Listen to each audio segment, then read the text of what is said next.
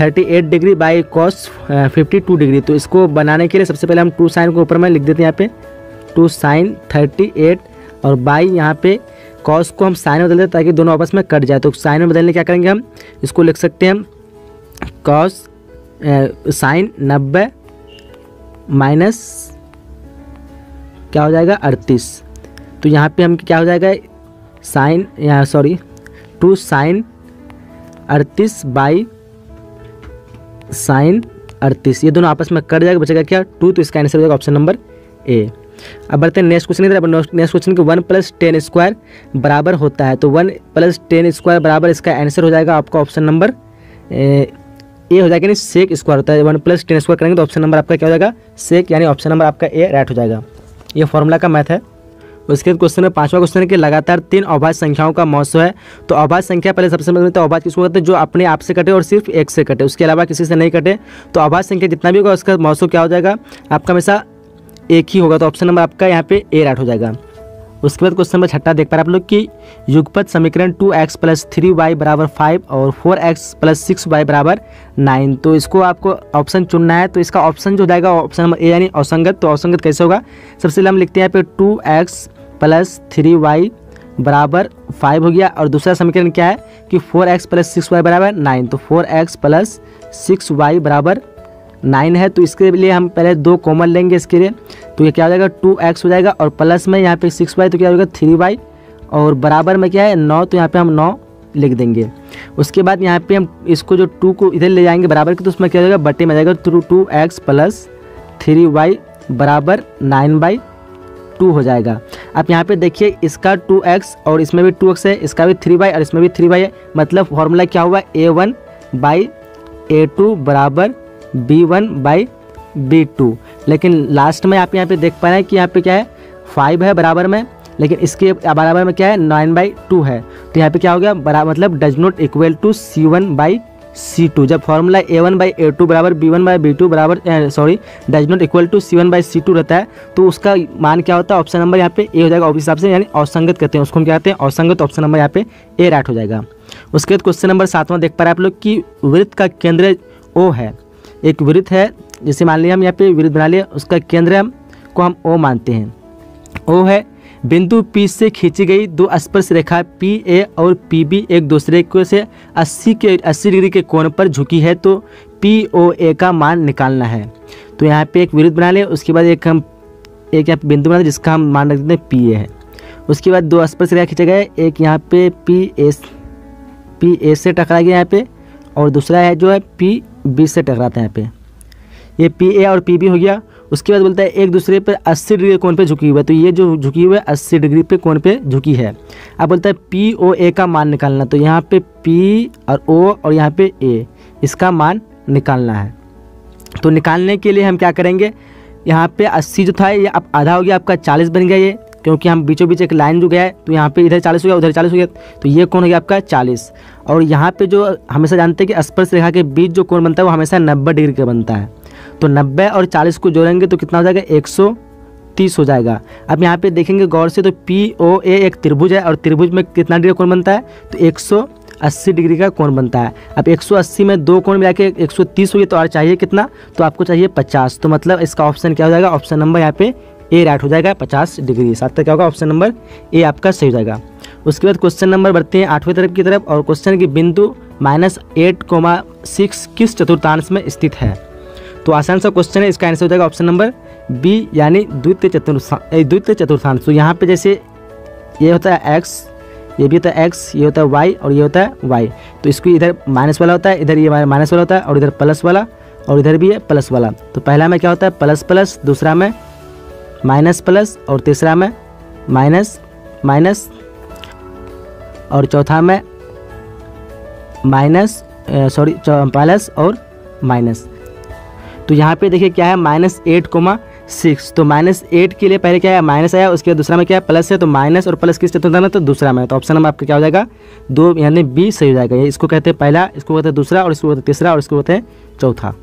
अब बढ़ते हैं नेक्स्ट क्वेश्चन की तरफ, और क्वेश्चन नंबर 9 है कि निम्नलिखित में कौन परिमेय संख्या है। और परिमेय संख्या के लिए एक शर्त होता है कि वो कभी रूट में नहीं होगा, कभी माइनस में नहीं होगा, और कभी पॉइंट में नहीं होगा। तो यहाँ पे सबसे पहले हम देखते हैं कि कौन कौन रूट से निकलता है। तो यहाँ पे देखिए 3 तो निकलने का चांस नहीं है, तो ये भी नहीं होगा। ये 3 + 7 √7 है, ये भी तो नहीं होगा। उसके बाद क्या हो जाएगा, यहाँ पे √10 ये भी नहीं निकलेगा, और निकलेगा क्या, यहाँ पे काट देंगे 3 रूट और ये 3 कट जाएगा, तो बचेगा क्या 4। तो मतलब ये आपका ऑप्शन नंबर यहाँ पे बी राइट हो जाएगा। उसके बाद क्वेश्चन नंबर 10वां देख रहे हैं आप लोग कि के किस मान के लिए समीकरण x + 2y = 7 तथा 2x + ky = 14 संपाती होगा।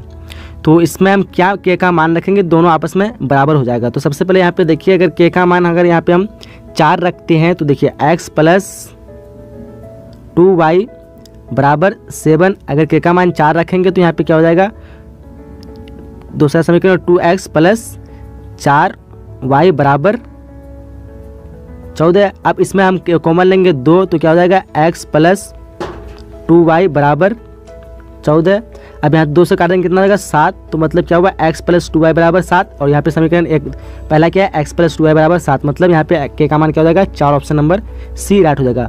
तो चलिए पहला क्वेश्चन यहाँ पे देख पा रहे हैं आपकी 2 बिंदु है जिसमें P का मान दिया हुआ है 2,3 और Q का मान है 4,1 की बीच की दूरी का मान क्या होगा। तो यहाँ पे सिंपल आपको दूरी सूत्र लगा देना है। तो दूरी सूत्र बड़ा पता होगा आपको, क्या होता है x2 - x1 का होल स्क्वायर और y2 - y1 का होल स्क्वायर, यहाँ पे बीच में प्लस होता है, ये होता है।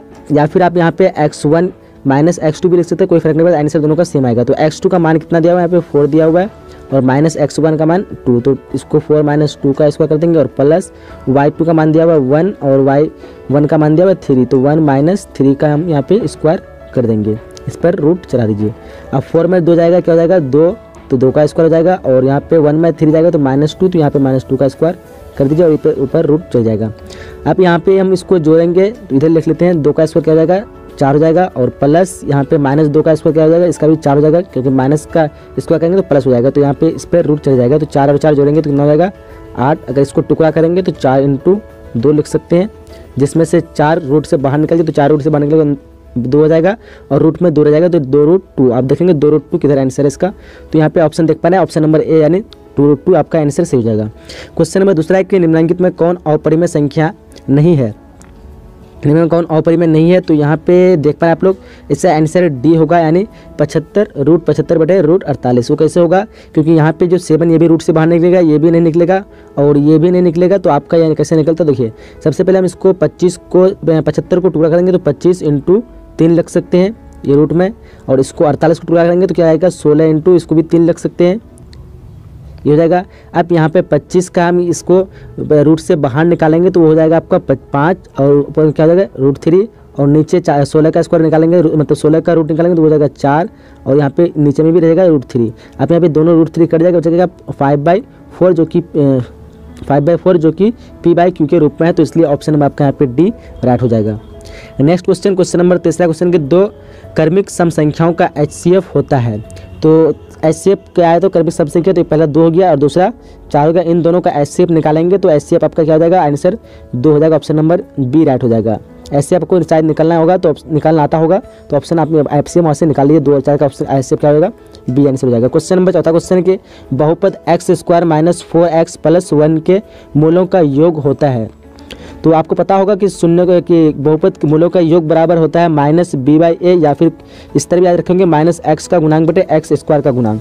तो b की जगह क्या है -4, तो -b/4 फॉर्मूला क्या होता है -b/a, तो b की जगह -4 है तो एक फॉर्मूला का माइनस हो गया, और b का क्या है माइनस है, तो यहाँ पे हम लिख सकते हैं इसको 4 अंदर में लिख देंगे।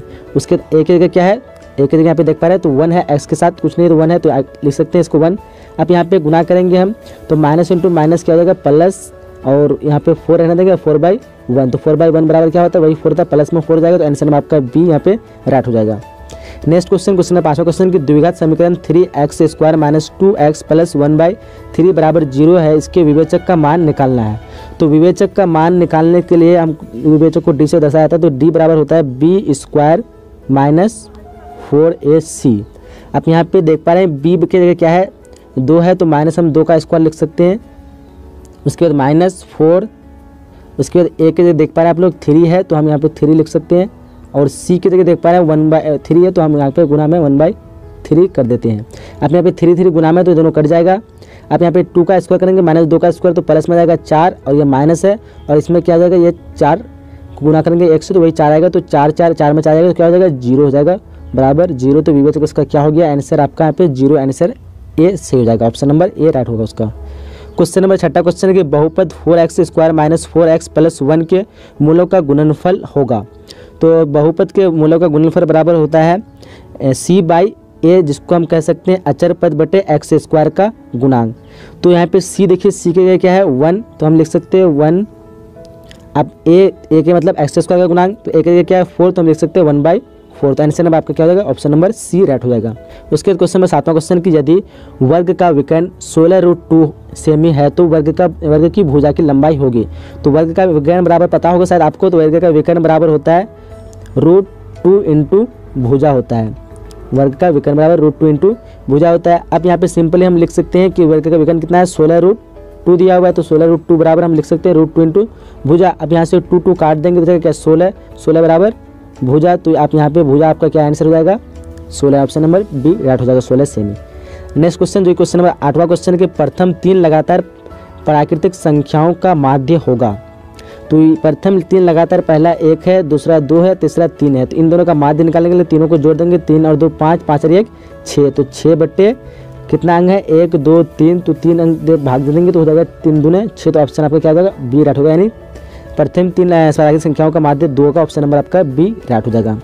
उसके क्वेश्चन नंबर 9वां क्वेश्चन है कि tan 60 डिग्री का मान होगा। तो इसका मान पता होगा आप लोग सबको, ऑप्शन नंबर ए राइट होगा, √3 होता है tan 60 का मान। अब बढ़ते हैं हम लोग नेक्स्ट क्वेश्चन की तरफ। उसके क्वेश्चन नंबर 10वां क्वेश्चन देख पा रहे हैं आप लोग कि sin 18/cos 72 डिग्री। तो इसका मान निकालना है, तो इसको मान निकालने किसी एक को हम चेंज कर देते हैं। जैसे अगर साइन को चेंज करेंगे या फिर कॉस, दोनों में से किसी को भी चेंज कर सकते हो। तो हम सबसे पहले यहाँ पे sin 18 रहने देते हैं और नीचे में कॉस को हम साइन में बदल देंगे। तो कॉस इसको लिख सकते हैं 72 को कॉस 90 माइनस 18 हो जाएगा 72, 90 माइनस 18 करेंगे तो कॉस में। तो यहाँ पे पता होगा आपको फॉर्मूला कि कॉस 90 माइनस थीटा बराबर साइन थीटा होता है। तो यहाँ थीटा का क्या है 18 है, तो हम इसको सिंपल लिख सकते हैं साइन 18 थीटा का यहाँ पे 18 है, तो साइन हमको इसको कॉस से हटेगा 90 माइनस थीटा बराबर क्या होता है कॉस 90 माइनस थीटा बराबर साइन थीटा। तो थीटा का क्या 18, तो हम लिख सकते हैं साइन 18। अब इन दोनों कट जाएगा तो बचेगा क्या 1। तो आंसर आपका क्या होगा ऑप्शन नंबर यहाँ पे बी राइट होगा 1। ये पहला क्वेश्चन देख पाए आप लोग कि एक बिंदु Q से किसी वृत्त की स्पर्श रेखा की लंबाई 24 cm है। जैसे हम लोग एक वृत्त बना लेते हैं और इसमें बोलता है कि Q एक बिंदु ले गया है, यहाँ पे Q है, इससे स्पर्श रेखा की लंबाई जो है ये कितना है 24 cm है। तो ये 24 cm हो गया। उसके बाद बोलता है कि और केंद्र Q से दूरी जो है 25 cm है। एक मान लेते हैं यहाँ पे बिंदु एक केंद्र है और इससे जो है Q की दूरी है कितनी है, ये है 25 cm है। अब बोलता है कि यहाँ पे वृत्त की त्रिज्या निकालने बोलता है। तो त्रिज्या केंद्र से यहाँ पे अगर स्पर्श करेंगे ये वाला स्पर्श रेखा में, तो ये क्या हो जाएगा त्रिज्या हो जाएगा वहाँ पे। तो हम लोग पता होगा कि वृत्त की त्रिज्या और स्पर्श रेखा जहाँ पे टच करती है तो वो जो कोण होता है वो 90 डिग्री का कोण बनता है। तो आप यहाँ पे आसानी से आपका निकल जाएगा। यहाँ पे जब तक हम इसको O मान लेते हैं, Q से स्पर्श रेखा 24 cm, तो स्पर्श रेखा यहाँ पे इस बिंदु को हम लोग देखते हैं P मान लेते हैं। तो PQ बराबर क्या है 24 cm और QO बराबर 25 cm। तो त्रिज्या निकालने के लिए हम क्या करेंगे, इसका कर्ण का स्क्वायर में हम लोग अगर आधार का स्क्वायर माइनस कर देंगे तो क्या हो जाएगा लंब का स्क्वायर निकल जाएगा पाइथागोरस प्रमेय से। तो देखिए सबसे पहले हम लोग क्या करें, कर्ण का स्क्वायर क्या है 25 का स्क्वायर और माइनस आधार कितना है 24, तो 24 का स्क्वायर हो गया। 25 का स्क्वायर होता है 625 और 24 का स्क्वायर होता है 576। अब 625 में 576 घटाएंगे तो ये क्या हो जाएगा आपका 49 हो जाएगा। घटाने के बाद अब 49 को रूट से बाहर निकालेंगे कितना हो जाएगा, ये 7 हो जाएगा। तो त्रिज्या कितना हो जाएगी इसकी 7। ऑप्शन नंबर आपका यहाँ पे ए राइट हो जाएगा। अब बढ़ते हैं नेक्स्ट क्वेश्चन की तरफ और क्वेश्चन नंबर दूसरा है कि बिंदु -4,3 की स्थिति किस पद में है। तो ये इस तरह का मैथ आपको अगले वाले वीडियो में बता दिया गया था, कैसे समझा करके आप लोग को समझ में आया होगा। तो ऑप्शन में इसका क्या हो जाएगा बी यानी द्वितीय पद में है। उसके बाद क्वेश्चन नंबर तीसरा है कि निम्न में कौन परिमेय संख्या है। इस तरह का ये मैथ आपको वहाँ पे बता दिया समझा दिया गया था कैसे परिमेय संख्या है। तो ऑप्शन नंबर यहाँ पे बी राइट हो जाएगा, यानी 3√3/√3। तो इसका answer option number B right हो जाएगा यहाँ पे, क्योंकि 3 और 3 ये रूट खत्म हो जाएगा तो बचेगा क्या 3 और बाकी ये सब रूट से बाहर नहीं निकलेगा। तो ऑप्शन नंबर आपका यहाँ पे बी राइट हो जाएगा। उसके बाद क्वेश्चन नंबर चौथा क्वेश्चन है कि निम्नलिखित में कौन बहुपद नहीं है।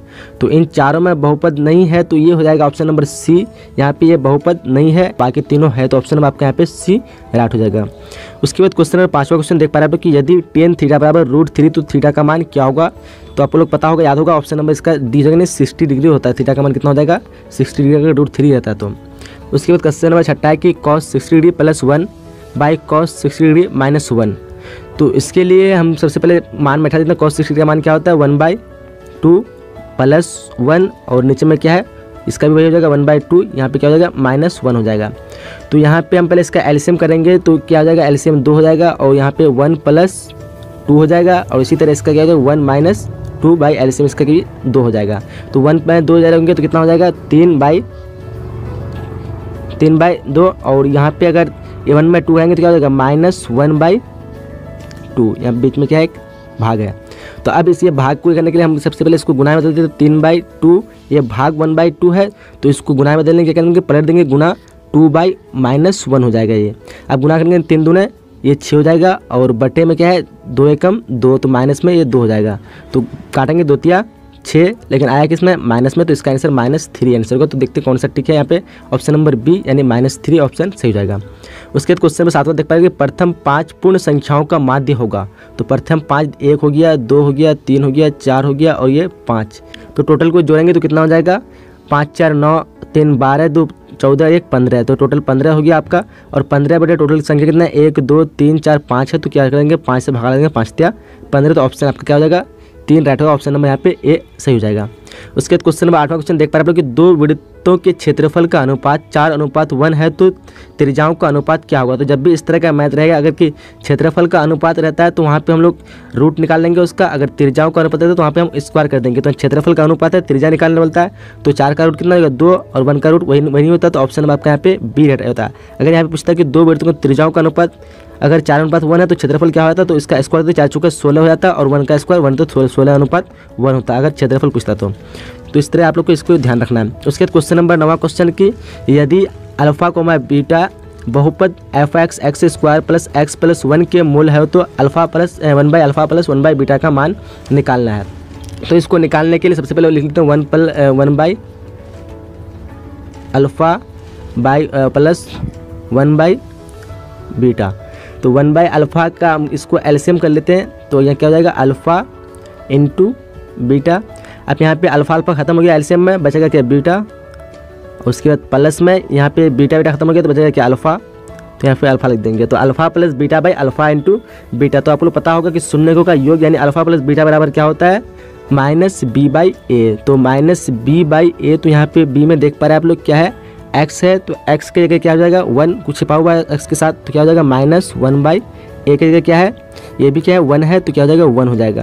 अगर शून्यकों का क्या होता है गुणांक, तो शून्य का गुणांक बराबर क्या होता है c/a। तो c की जगह क्या है 1 तो यहाँ पे लिख देंगे 1 और a की जगह क्या है वही 1 तो ये हो जाएगा। अब यहाँ पे भाग है तो क्या हो जाएगा -1/1 भाग हम गुणा में बदल देंगे तो ये पलट जाएगा तो 1/1 बात बराबर क्या पलटेगा या नहीं पलटे। आप यहाँ पे गुणा कर दीजिए -1 × 1 तो क्या हो जाएगा वही -1 और बट्टे में 1 तो वही 1 बराबर क्या हो जाएगा -1 इसका आंसर हो जाएगा। तो देखिए -1 कहाँ है तो ऑप्शन नंबर आपका यहाँ पे बी राइट हो जाएगा। उसके बाद क्वेश्चन में 10वां की एक द्विघात बहुपद के मूल्यों का योग तथा गुणनफल क्रमशः 2 तथा -15 तो द्विघात बहुपद है। तो इनमें से आपको पता होगा ऑप्शन नंबर यहाँ पे डी राइट होगा यानी x² - 2x - 15। ये कैसे होगा क्योंकि x² - 2x - 15 जो है तो शून्यों का योगफल बराबर क्या होता है -b/a और b की जगह क्या है 2 है तो क्या हो जाएगा -2/1 मतलब -2 हो गया। उसके बाद शून्य का गुणनफल बराबर क्या होता है c/a। तो c की जगह क्या है -15 और a की जगह कुछ नहीं 1 तो क्या हो जाएगा -15। तो -15 किस में इसी में है तो ऑप्शन नंबर आपका डी राइट हो जाएगा। आज के इस क्वेश्चन को पहला देख पा रहे हैं यहाँ पे निम्न में कौन परिमेय संख्या है। तो आसान सा क्वेश्चन है, पता होगा ऑप्शन नंबर यहाँ पे बी राइट होगा क्योंकि ये दोनों कट जाएगा √2 तो बचेगा 2 और बाकी ये 3 जो है रूट से बाहर नहीं निकलेगा तो ऑप्शन नंबर आपका बी बिल्कुल सही हो जाएगा। उसके बाद क्वेश्चन में दूसरा देख पा रहे हैं आप लोग कि किसी धनात्मक पूर्णांक ए तथा बी के लिए ए बी का मौसो इंटू ए बी का लौसो निम्न में से किसके बराबर होगा, किसके बराबर है। तो यहाँ पे सही आंसर होगा ऑप्शन नंबर सी यानी ए इंटू बी। तो ए इंटू बी कैसे आएगा, जैसे आपको फॉर्मूला याद होगा कि HCF बराबर यानी मौसो बराबर एक फॉर्मूला होता है कि पहली संख्या इंटू दूसरी संख्या और बट्टे में क्या होता है LCM यानी लॉसो, तो हम लिख सकते हैं यहाँ पे एलसीएम। अब यहाँ पे बोलता है कि ए बी का मौसो और ए बी का लॉसो, मतलब गुना में आपस में, तो ए बी का मौसो हम लिख सकते हैं एचसीएफ की जगह ए बी लिख दें मौसो। और गुना में है एलसीएम, तो ये और नीचे में इधर बटे बराबर को दे जाएगा तो गुना में आ जाएगा इधर, तो हम लिख सकते हैं गुना, या फिर नहीं लिखे ब्रैकेट में तो वही बात बराबर हो जाएगा गुना का। तो यहाँ पे आपको एलसीएम की जगह क्या है ए बी, तो लिख दिए। अब बराबर में पहली संख्या और दूसरी संख्या, तो पहली संख्या दिया हुआ है धनात्मक पूर्णांक ए और बी दिया है पहली और दूसरी संख्या के रूप में, तो लिख सकते हैं ए इंटू बी। अब इसी का मान निकालने बोलता है ए बी का मौसो इंटू ए बी का लॉसो, तो यहाँ पे ए बी का मौसो इंटू ए बी का लॉसो बराबर क्या निकला ए इंटू बी, तो आंसर आपका क्या हो जाएगा सी यहाँ पे सही हो जाएगा। नेक्स्ट क्वेश्चन की घात एक वाला बहुपद कहलाता है, तो एक घात वाला बहुपद पता होगा ऑप्शन नंबर सी 8 में रैखिक कहते हैं, द्विघात वाला को द्विघात बहुपद और त्रिघात वाला त्रिघात। ऑप्शन नंबर उसके क्वेश्चन नंबर चौथा क्वेश्चन की त्रिघात बहुपद का व्यापक रूप है a x cube plus b x square plus c x plus d, ये त्रिघात बहुपद का व्यापक रूप है। नेक्स्ट क्वेश्चन पाँचवा क्वेश्चन की यदि साइन ए बराबर 3/4 तो कॉस ए का मान होगा, तो यहाँ पे देखिए साइन ए बराबर 3/4 है, तो साइन बराबर साइन थीटा बराबर क्या होता है p/h होता है, तो मतलब क्या हुआ p बराबर आपका 3 हो गया और h बराबर 4 हो गया। अब कॉस ए का मान निकालना, तो कॉस ए का बराबर क्या होता है b/h, लेकिन h आपका दिया हुआ है b दिया हुआ है नहीं, तो हम इससे b पहले निकाल लेते, तो b निकालने के लिए फॉर्मूला लिखेंगे जो कि होता है h स्क्वायर, b बराबर h square minus p square. तो आप h की जगह क्या है देख पा रहे हैं आप लोग 4 है, तो 4 का स्क्वायर करेंगे 16 हो जाएगा, और माइनस p मतलब 3 का स्क्वायर क्या हो जाएगा 9, तो 16 में 9 जाएगा कितना हो जाएगा √7, तो आपका ये क्या कहते हैं b √7 निकला। अब यहाँ पे b की जगह लिख देंगे √7 और h की जगह क्या है यहाँ पे देख पा रहे हैं लोग h की जगह क्या है 4, तो आप लिख देंगे √7/4, तो देखिए √7/4 का ऑप्शन नंबर यहाँ पे डी सही हो जाएगा। उसके बाद अगला क्वेश्चन नंबर 6 देख पा रहे हैं कि 10 ए बराबर होगा, तो 10 ए बराबर cot 90 माइनस ए होता है, ऑप्शन नंबर आपका यहाँ पे ए राइट हो जाएगा फॉर्मूला का मत आसान सा क्वेश्चन। उसके बाद क्वेश्चन नंबर 7वां क्वेश्चन है किसी बिंदु की एक्स एक्सिस से दूरी उस बिंदु की क्या कहलाती है, तो वो कहलाती है कोटि, आपका ऑप्शन नंबर बी राइट होगा। अगर यहीं पे पूछता है किसी बिंदु की वाई एक्सिस से दूरी उस बिंदु की क्या कहलाती है, उस जगह पर आपका भुज हो जाता है आंसर, लेकिन यहाँ पे पूछा गया एक्स एक्सिस से दूरी, तो आपका ऑप्शन नंबर यहाँ पे बी राइट हो जाएगा। नेक्स्ट क्वेश्चन की निम्न में से कौन वृत्त का क्षेत्रफल है, तो पाई आर इसको सबको पता होगा, ऑप्शन नंबर सी यहाँ पे राइट हो जाएगा। उसके बाद क्वेश्चन नंबर 9वां क्वेश्चन है कि संचयी बारंबारता वक्र कहलाता है, तो संचयी बारंबारता वक्र त्वरण कहलाता है, तो ऑप्शन नंबर आपका यहाँ पे ए राइट हो जाएगा। नेक्स्ट क्वेश्चन की यूक्लिड विभाजन एल्गोरिथम में दो धनात्मक पूर्णांकों के निम्न में से किसे परिकलित करने की तकनीक है, तो ये होता है मॉसो, या जिसको हम कहते हैं एचसीएफ निकालते हैं यूक्लिड विभाजन एल्गोरिथम द्वारा, तो ऑप्शन नंबर आपका यहाँ पे बी राइट हो जाएगा, जिसको हम मॉसो कहते हैं।